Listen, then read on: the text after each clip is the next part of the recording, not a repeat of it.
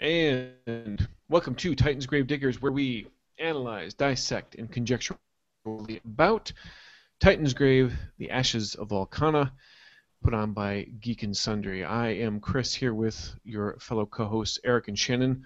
How are you two tonight? Doing good. Definitely doing wonderful. Fantastic. I think it's kind of obvious we're jumping right into things here. This episode could have almost just been called the Yuri, I think, in a certain sense, just because of both the incredibly good and bad things that seem to happen to Yuri and his character Slethk. I thought it was going to be, as soon as we started off, I thought it was going to be another, you know, running thing where Sleth and Yuri for that matter, could not catch a break in any way, shape, or form because of his horrible dice rolling. But that turned around a little bit, I think. Yeah, I was really excited about this episode. As I declared on Twitter last week, Sleth is definitely becoming my favorite, and so having a very Sleth and Yuri centric episode, I was just ecstatic about because I'm like, oh yay! And just seeing him actually like succeed for the first time. Which that may be a little bit of an exaggeration, but actually getting to see him do something and uh, use his powers, and then also the big role play moments were about him as well. Like that was all pretty exciting. Yeah, I think that for me, it was this whole episode. I was really excited about this episode going in because I was thinking, where's this mysterious stranger gonna, you know, come in, and what's his whole thing? But that turned into such a small part of this episode, and like you said, it became kind of the Sleth show. Um, in total, I think this episode is kind of a loss of innocence episode because you've got the characters are getting involved in something a little bit more deep, and then of course you deal with what Sleth had to deal with. I think that overall, this is a turning point episode. You know, you're 4 episodes in, so you're over a third of the way done, and you got to get into the meat of the story. The kid gloves are off now, and that's what it felt like to me. I would agree. I mean, apart from the obvious thing here, which we'll talk about in a second, as far as what happened to Sleth, spoiler, by the way, Sleth and his brother.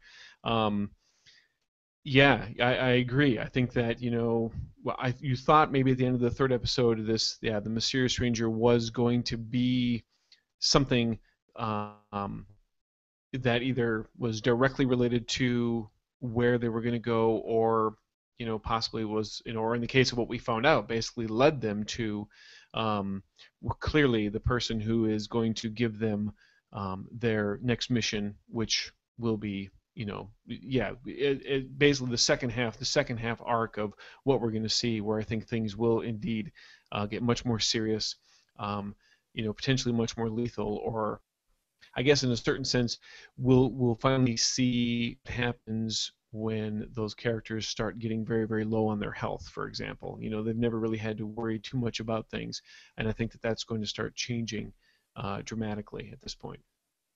Yeah, and with as the story is developing, the mysterious stranger, of course, is a plot device that got them underground. Obviously, that's where they needed to be.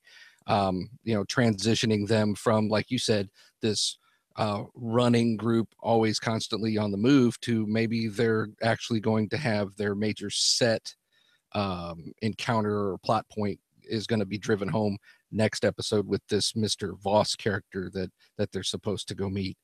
So, um, I mean, this was also a very combat heavy episode, but it was more. It was less of a lead up to a boss fight. Although that's what it was. It felt to me like they were dealing with mob tactics and things like that with the sewer jackals. Um, One of the things I like about the way that we'll comes across with a lot of this is that he describes the creatures rather than just say what they are. He gives a description of them, and that I think evokes a little bit more concern for the players, because they can't instantly identify what they're dealing with. So this fight, he put him into a strange situation underground, and then started throwing these nasty monsters at him. What are these all about? It kind of reminded me of the previous fight with the whatever they were called, the shadowy creatures. Oh, the Hellions. Yes, the Hellions. It kind of reminded me of that. I definitely liked how proceeding, like, he gave them a chance to get away from the boss fight, and then kind of were like he kind of turned the tables with the whole Sleth thing, as we keep on talking about, and I'm going to continue talking about. I definitely liked that he did that. It gave it more of a build up. I didn't really notice the soundtracking as much in the previous episodes, but something I've always been sort of interested in, and even kind of experimented with, was doing soundtracking in games, which I think is so interesting. And yeah, this is added in post, but it's still like, it makes you feel more connected to the characters, because they have the sappy music playing whenever Lindley, like, the music starts whenever Lindley finds out, not when Sleth finds out. And then Sleth finds out, and you're just like, what's happening? Oh no! And Well, your heart just melts. Well, and yeah, let's talk about that, because Eric, I think you make a very good point about, because I was right there along with you. I thought, as I was watching this, I'm thinking, gosh, there is a lot of combat going on here, and I thought, is this just going to be one of those grinder episodes? And then it really was kind of this. And then I wasn't too sure, just like what you said, Shannon. Wasn't too sure exactly what was going to happen with the big creature that they're fighting. I thought, okay, maybe they got away from him, but now nope. It looks like they're pursuing, which kind of made me wonder from the GM side of things, knowing what we know now. But was it designed this way to drop this major kind of character backstory bomb? And let's go into that, because then here's where I think the juxtaposition kind of comes in, because I was drawn in thinking, okay, this is a combat heavy episode. It's just going to be this, but then suddenly, the brakes just kind of stopped everything, and then the big reveal came up in regards to Sleth's brother when they found him. And you're absolutely right, Shannon. They not only did the players themselves, start to react when they began to see, what was or realize what was happening. Everything else that was kind of added to that with the music, and it really helped make an impact, and it created serious immersion, which I think was just added to the dramatic heaviness of that particular moment. And what surprised me the most about the whole thing was there really appeared to be some genuine emotional reaction going on there, and that says a lot about player investment, as well as the GM tactics to get them invested. Right, and the thing about that whole setup, and it's one of those things as a game master you dream about, where you have a piece of someone's background and you're put it in your pocket and you're waiting. Personally, I don't think that. I think that Sleth's brother was probably down there from, Will had that in mind already. But if he didn't, that makes it even more genius, because what that did was, and if you look at that whole section of, I think Kina Jitas or whatever the creature's name was, that was a boss fight. And as an experienced gamer, I know that a group of players very likely are going to recognize that, and they're going to think, well, we need to fight this. Well, these players didn't. Now, they either felt like they were outmatched, or they're inexperienced enough where they're like, well, I don't think we should fight this, and they ran. Will ran that whole segment. It was a series of it was a chase scene. It was a series of rolls that built in suspense. And what you're talking about is horror. He was able to pull off horror moment in a role playing game, and that's very hard to do.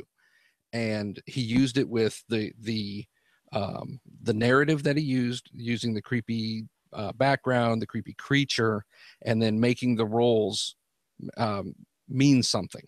And it was a very effective chase scene. And then the stroke of genius, like I said, if if he decided on a whim to do what he did with Sleth and insert his brother in there, that stopped them from running and turned it into the boss fight that he wanted from the beginning.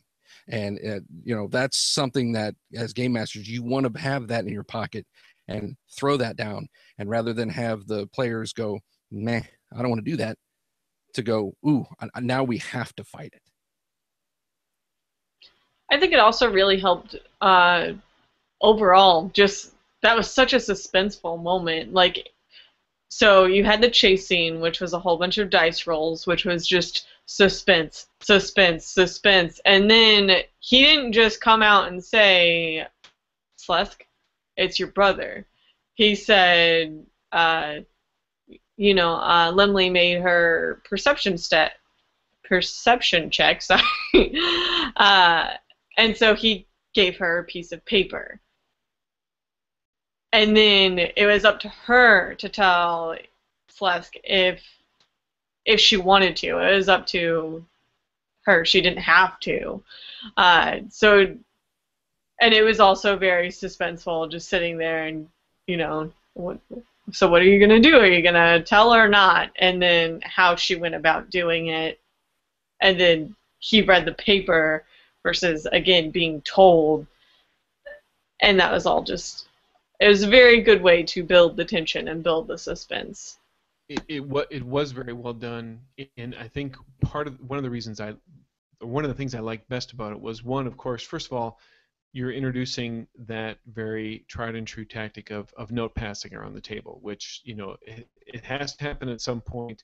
And when I saw it and saw this happening, I thought, okay, good. I feel very satisfied that this kind of stuff is happening. Whether it's because we didn't know at that point what was going on, so whether it was good or ill, seeing that happen to me is always a very good thing. I like seeing that kind of stuff because it just, there's so many things that are around that element wise, as far as how it gets people to think, and then what I really appreciated about the moment was Will's involvement with that was very minimal. He kind of set the stage, but just like you said, he let them kind of play it out how they wanted to, and gave them control essentially of that scene, which I think for a lot of game masters sometimes is hard to do. You certainly want them to react to stuff, but allowing them to kind of drive the action a little bit like they did, I think actually, it enhanced it. It made it a much stronger scene and much more impactful, both I think from a player standpoint as well as just from the viewer standpoint as we're consuming this, and that was really well done in that way. Yeah, the note pass itself, I actually watched that little exchange more than once because I kind of wanted to get the real feel of it. One thing, there's a couple things that struck me. Number one, Lemley had no obligation to pass that on, and I think honestly, if it were a jaded, experienced gamer, they probably, depending on character motivation too. I mean, you could have a real bastard on your team, find out that information and use it as leverage. But Lemley didn't do that. She was genuinely concerned for Sleth, and wanted him, turns his back to the thing. I just don't want, I want you to go in there. I want you kind of prepping him like you would a friend when when they see something like that. The other thing I noticed was the reaction of, I would consider probably the most experienced gamer of the players, was Hank, and if you watch him, it's that old, the game master just passed over a note, something bad is happening. And his reaction was, are you going to keep that from the group? Where there was really no sign that she was going to do that. But I think as a tactic, it was even though it was a traumatic thing for Yuri's character, it was a good team building exercise for this group, because that showed them all that if the game master hands you a note, it doesn't necessarily mean the person holding it can now screw everybody over, which is a common concern for gamers who are playing a game, and the game master starts handing out notes or passing, sending messages or whatever. People start going, uh-oh, here we go again. We've all been there. Absolutely, but in a lot of ways it's a good place to be. It's because I I like secrets at the table like that, as long as they don't become incredibly disruptive. It is in some ways it is a GM's job to try and sow a little distrust amongst the players. It's one way he can cause damage to them without reducing their hit points, for example, and creating some of that unity. However, that said, this team of PCs definitely seems to be much more unified, I think, after this whole experience. One thing I want to, you mentioned Hank, and I don't, we pick on some of the players occasionally, so I think it's Hank's turn, at least this week. For me, his amount of role playing, I think, is something that is, I can't say it's bothering me, but I guess it was something I wish I could see more of. I haven't really had a chance to see him really play his character. He's done a little bit, but like in this episode, he was almost not there present as a player. It just seemed like he wasn't really. Now I don't want to say he wasn't into it, because he certainly was, but maybe his spotlight time hasn't happened yet, and I don't know if that affects him, on a player level, and he hasn't had a chance to really get into certain things yet, or what. But I'm not seeing the same level of investment as I'm like seeing from, say, Allison or Yuri in certain cases. They're into their characters, but Hank isn't quite there yet.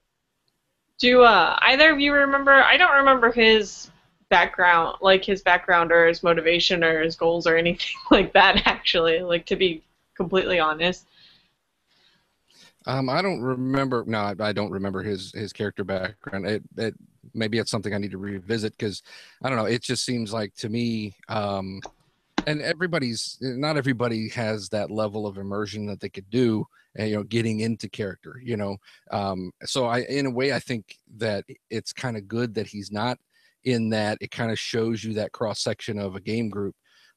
Because some people are really comfortable with ad lib, some people are really comfortable with being in character, and some people let the dice play the game for them. And I think he may be kind of a person. Not that he's an introvert or anything like that, but more of instead of I'm playing something in character, hey, don't do that, I say don't do that to him, that kind of a player. Which is very close to the conversation and sort of the almost, not argument, but the disagreement Kristen and I had last week. That's very true, and there really is nothing wrong with that particular style. And you make a very good point, actually, Eric, that they should have. It's a good thing to have that cross section, because if with the way the show is designed to try, and I think to appeal to some people who may not do a lot of tabletop RPGs, if you have a player who finds it interesting but is in a certain way kind of intimidated by some of the more demonstrative play, say, of Allison, or Lemley as a character, that could be kind of a turnoff to some introverts. They may think, I don't really want to have to be like that. And seeing a player who is there still having a good time and seems to be comfortable with themselves, that's all right. Nothing wrong with that. Let's go. Let's go ahead and let's talk a little bit about the rules, since there was definitely a couple of new things that were introduced. One of them being the advanced tests. I found that to be kind of an interesting concept as far as how to incorporate, I guess, what in other games is a series of other dice rolls, as far as how to structure that kind of undertaking. Yeah, almost all of your role-playing games have an extended test. There's some things where you just have to do things over time. What makes this one a little bit more interesting to me is that success failure on the dice rolls is may be important, but it's what you get with your action or your stunt dice. You're looking for a cumulative total of that rather than just numbers of successes or whatever. So as the whole team's rolling, you're getting varied levels of success and whatnot. And so it could, if you're rolling horribly, then, it could take longer. Or, you get a couple of big rolls and bang, you're done really quick. So I think that level of variance is good. Because when you're using like a static number of successes or whatever, you can really math hammer it and just figure out how long it's really going to take you. So with this, there's a little bit of a variable to it. So especially if you're doing something, running and being in a chase scene is one thing, but if you're trying to use a group to break down a door and something's coming at you, and you keep rolling ones on your action die, it's like, hurry up, let's go. So that helps build some tension too. One thing I did want to say about this rule, and I don't know if this is in the rules or not, but it should be, is there's, you get successes, you get your action die. My personal feeling is if you fail your roll, if you don't get the designated target number, then your action die or stunt die total should subtract from the group's total.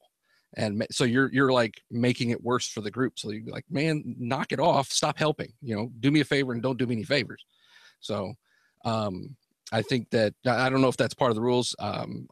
If it's not, then I'm probably going to add it to my own, house rules, because just to make it a little bit more of a suspenseful thing. No, I agree. Actually, I think that's a good point.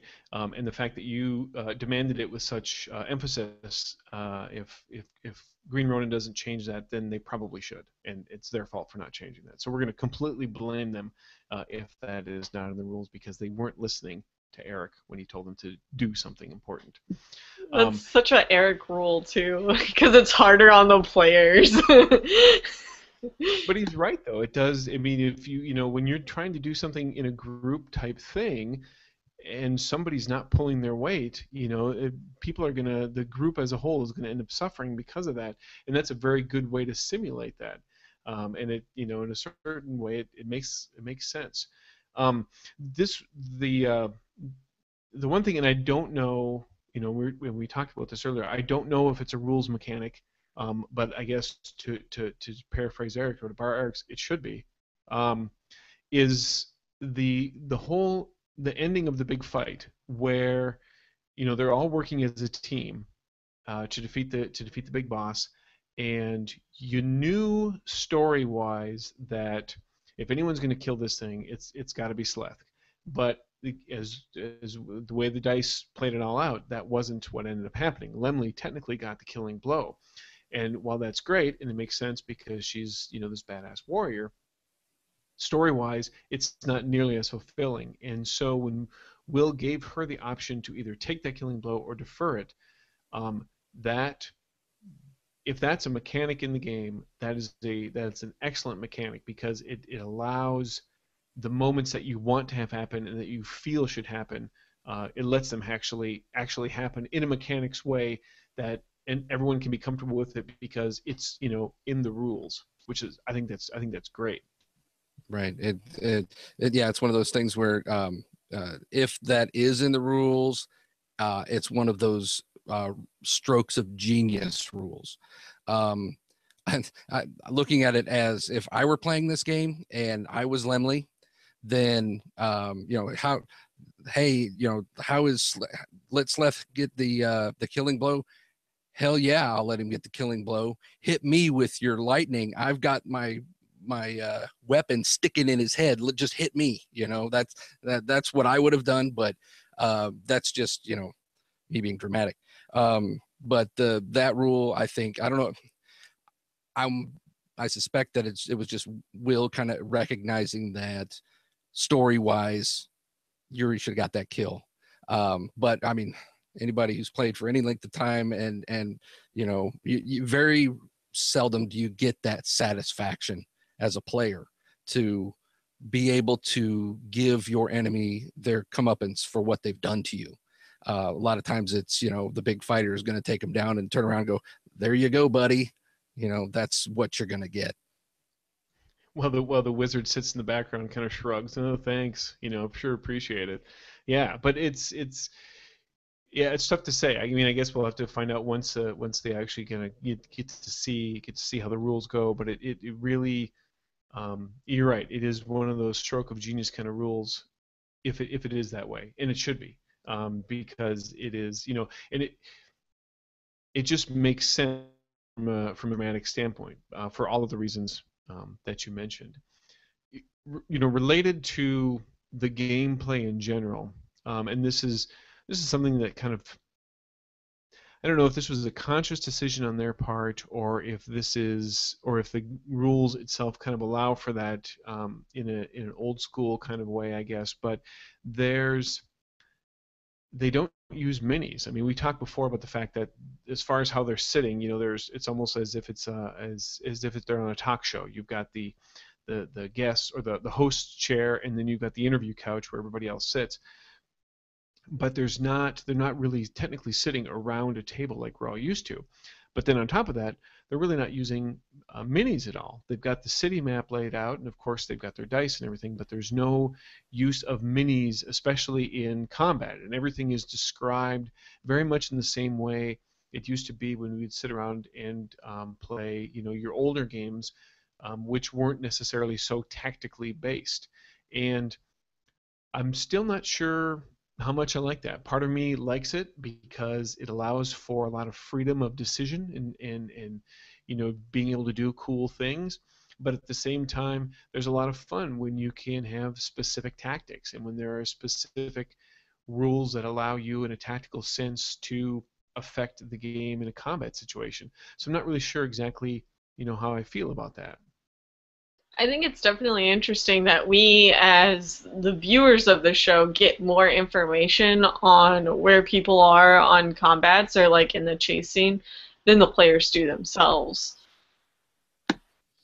Yeah, and I honestly believe that it's a testament to Will's game master ability. He paints a very, and I've said this before, he paints a very concise but detailed where it needs to be description of what's going on, to where, and listening to this episode, like I did before in previous episodes, where I'll watch the show and then I will drive somewhere and just listen to the episode, and it there's really there's no difference between one and the other. He paints a picture well enough that you can understand what's going on. And well, this is actually completely unrelated to what you just said, but you're absolutely right, though. He does do that, and it's a testament that you can essentially close your eyes, or in your case, you wouldn't want to do that while you're driving, of course, but that he can do that, and the descriptiveness that goes on in there works. The one thing I did notice that, and maybe you guys have noticed this as well, in all of the combats that they've had, this was the first combat that I can remember where he didn't completely lose initiative. Because in almost every battle, the monsters, the bad guys, have always gone last, and the PCs may slide up and down here and there. But when they show the little initiative tracker chart, it's always the opponents who have ended up on the bottom, except for I think it was the very last fight where the boss was going second to the last, and actually Sleth was at the very bottom. And I remember when I saw that, I thought this is not going to be good for him because he deserves to get this kill, and he's not going to be able to go initiative-wise. He's probably the bad guy's going to end up getting greased before Sleth is going to get a chance to get his revenge. So I don't know if that is, but I guess related to the rules, I don't know if that is illustrative of how well the players are rolling initiative, or if the monsters just generally, because the way the game is designed, move a little on the slower side. I was curious if it was something akin to minion rolls. Like before, they were fighting minions, and so minions always go last, but maybe because that was a big boss, he got to roll. It could be, or I mean, just based on the way Will describes things and whatnot, I think Will's one of those people that is just a horrible roller. And the thing, he just never seems to catch a break with his dice, which consequently, one of, I think, the most poignant moments for me, aside from the whole Sleth thing, was the moment that Yuri changed his dice because he wanted to switch his mojo around. Every single gamer has done that. That's so true. And he did it much more peacefully than I think most gamers do. Usually, there's much more violent throwing going on. And although I did appreciate the breaking glass sound effect that was added in there, that was a nice touch. But you're absolutely right. You get so frustrated and fed up with those things that they usually end up against busted up against a brick wall somewhere, just thrown out in frustration. All right, so we're on our last 5 minutes or so here. So we met the episode ended with meeting Mr. Voss or Mr. Voth. I'm not sure how you want to pronounce that. Where do we think things might be going from here? Do we have any wild or even reasonable guesses as to what might be coming? I'm not sure. I'd like to think, my hope, I guess, would be that for as fun and frolicking and good timey that everything was with the Beer Baron in the first half of all of this, in the second half, I kind of want to see things be a bit more serious. I want to see. I've definitely seen some of the lighter side of this world. I want to see, and now that we're in this larger, dirty city, I really kind of want to see some grit, and I want to see some of the more serious aspects of the game and where it could go from here. What about you guys? I think this episode definitely changed the tone. It went from, like you said, like this fun, kind of goofy, like carefree world to now it's serious. Which it's kind of been a slow build, so it wasn't like jarring, and it actually, how Will had delivered it was very good because it was a slow build. Like last episode was kind of the transition episode, and then this one was like, hey, this is the tone now. I definitely think, and if not, I hope that it gets into some of the like underground politics that I was talking about. I think that maybe Mr. Voss has something to do with that. That maybe he's part of the underground that's trying to overthrow the guilds. Yeah, that's my feeling too. I think Mr. Voss or Voth or however it is, he's going to be the window. The windows, or the veil's going to be lifted. This isn't a happy-go-lucky world. The intro even talks about this great evil, this great darkness that's coming back. That's not by accident. I think it's getting to the point now where you're just about to. I mean, if you're thinking in 3 parts, there was a turning point in this, and it definitely got darker, and the window is going to be open to this is how it really is out here. Maybe these guilds are trying to facilitate or get power from this rising darkness, or maybe there's some shadowy entity or whatever lurking in the shadows, like pulling all the strings, and this Mr. Voss is going to show the PCs that this is what is going on. This is all part of your destiny, yada, yada, yada. I think that it's to this point, it's been, like you said, pretty carefree, pretty ha-ha beer baron. I think it's going to get serious now. And now it's going to get to the point where their backgrounds are going to play even more into this. You know, we're going to find out about, you know, parents, you know, long lost parents and all this other stuff. The things that he's been hinting at, I would say probably within, if not the next episode, the episode after that is going to start really chewing into some of this stuff. Yeah, and I'm looking forward to it. I'm looking forward to it. I think it should be pretty good. And I think there will still be a little chance for a little comic relief with what's her name, finding a pair of properly fitting pants, being her Limley. Right. No, not Limley. It's the other Keelio. one. Keelio. Yep. Oh. Yeah. So she'll get her. She'll get her finally pants. find her pants. It'll be like the last episode. She'll like hold up her pants in triumph. Yeah, exactly. All right, everybody. Well, thank you again so much for joining us for another episode of Titansgrave Diggers. Don't forget, of course, we'll be back next Tuesday at the same time, right at 9:30. And of course, don't forget to check out Titansgrave: The Ashes of Valkana on Geek and Sundry. So, Sleth, we're with you, buddy. And sorry about your brother, but at least you found some peace. So we'll see you next week, everyone. Thanks for joining us. Bye.